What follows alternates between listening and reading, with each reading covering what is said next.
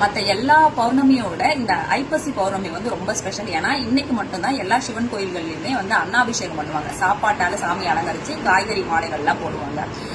இதுக்கு பின்னாடி இருக்கிற புராணமா என்ன சொல்றாங்கன்னா, பிரம்மாவுக்கு 5 தலை இருந்துச்சுல்ல, அந்த 5 தலை இருக்கிறதால அவர் தான் பெரிய ஆளு அப்படின்ட்டு ஆணவமா இருந்தாரு. அவரோட ஆணவத்தை அழிக்கிறதுக்காக சிவபெருமான் அவரோட ஒரு தலையை வந்து வெட்டிடுவாரு.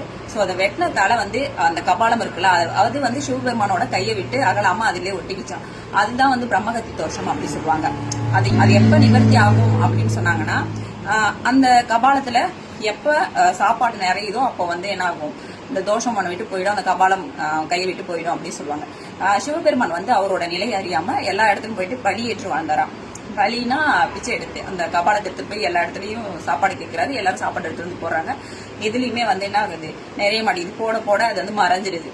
சோ இந்த நிலை மாறணும் அப்படின்றதுக்காக அம்பாள் வந்து அன்னபூர்ணியா அவதாரம் எடுத்து காசியில இருப்பாங்க. சோ அப்போ அங்க சிவபெருமான் போகும்போது அந்த கபாலத்துல அவங்க சாப்பாடு போகும்போது அந்த கபாலம் வந்து நிறைஞ்சிரும்.